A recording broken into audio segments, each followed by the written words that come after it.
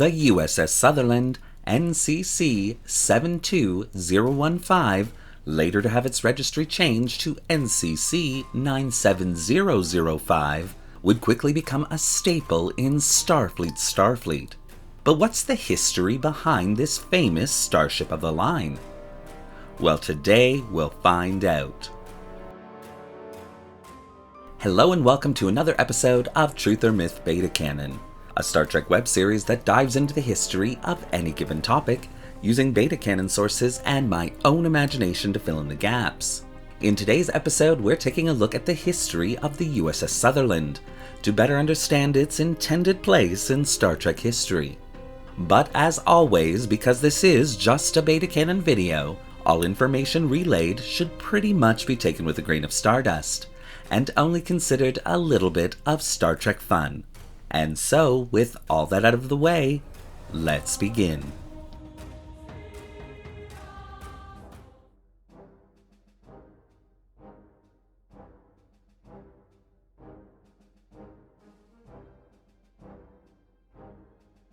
Launched for a shakedown cruise in 2366, and fully commissioned a year later in late 2367, the USS Sutherland would have a long and distinguished career in Starfleet.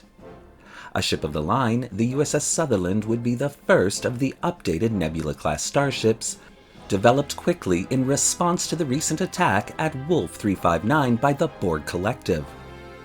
Unfortunately, shortly after her official launch, the Sutherland would sustain heavy damage after encountering an unknown phenomenon in the Clystra sector. With a loss of over 25% of her crew, including her captain and first officer, the USS Sutherland would manage to limp back to Starbase 234 for extensive repairs. In early 2368, while still undergoing those repairs, the USS Sutherland would be launched under the command of Lieutenant Commander Data, temporarily assigned to the ship from the Enterprise D to take part in a blockade by Starfleet between the Klingon-Romulan border, to ensure that the Romulans were not interfering with a Klingon civil war which had begun within the Empire. Arriving at the border, the Federation blockade deployed a tachyon detection grid, which had the ability of exposing any Romulan starship, cloaked or not, crossing the border. In an attempt to defeat the net, the Sutherland was hit by a massive tachyon pulse, which disabled the tachyon grid to a radius of 10 million kilometers around the ship. Disobeying Captain Jean-Luc Picard's orders to rendezvous in a new position to redeploy the tachyon detection grid, Lieutenant Commander Data would expose several Romulan starships attempting to cross the border, forcing the Romulan Star Empire to withdraw their support from the Duras side of the Klingon conflict. And shortly thereafter, the legitimate Chancellor of the Klingon High Council, Gowron, was able to defeat the House of Duras, maintaining peaceful relations with the Federation. The USS Sutherland would then return to Starbase 234 to complete her repairs, and Lieutenant Commander Data would resume his duties aboard the Enterprise. In 2374, the USS Sutherland would be involved in Operation Return, a battle plan to recapture Starbase Deep Space Nine and stop Dominion forces from taking down the minefield that blocked the entrance to the Bajoran wormhole.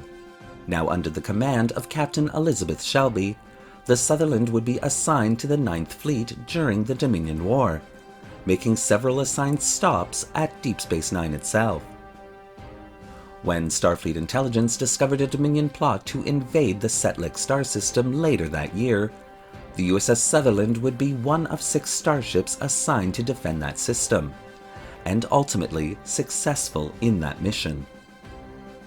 After the discovery that Romulus' sun would go supernova, the USS Sutherland was assigned to the task of operating and coordinating operations within the neutral zone. However, with Admiral Jean-Luc Picard's plan to save Romulus in full swing, the USS Sutherland would be recalled to Utopia Planitia to receive a minor refit and upgrade her to maximize her evacuation potential. With the upgrades almost complete, the Sutherland prepared to return to Romulan space, but before she could launch, the synth attack would devastate the long-standing shipyard, destroying or badly damaging a large number of Starfleet vessels. The USS Sutherland would survive the attack, though only barely, once again receiving heavy damage. Once Starfleet Command began to rebuild and repair its forces, the decision would be made to completely refit the USS Sutherland, creating a new, much more powerful Nebula-class starship variant, which would become known as the Sutherland class. In honor of this distinction, the USS Sutherland's registry number would be changed to NCC 91800, and the Sutherland class would eventually go into full production. In 2401, the USS Sutherland would join an armada assembled by Starfleet to confront a large Borg vessel which had exited through a spatial anomaly.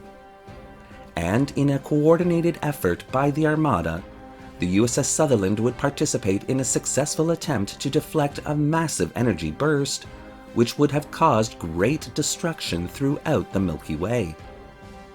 From there on out, the USS Sutherland would continue to venture into the unknown, discovering strange new worlds and civilizations, while unlocking the secrets of the cosmos for the United Federation of Planets, proving true the starship's motto contained on its dedication plaque: "There will be an answer, let it be." Thank you for watching today's episode of Truth or Myth Beta Canon. What do you think of the history of the USS Sutherland? Do you want to see more videos on the history of other specific starships? And if so, which ones? Well, leave your comments in the section below. And don't forget to like the video and subscribe to the channel, hitting that little bell icon so you won't miss a single video we release. Want to help the channel rebuild its fleet after the devastating synth attack? Then consider becoming a channel patron, a major help which allows this channel to buy resources and 3D models to keep it going. The link to our Patreon account is in the description below. Thanks again for watching.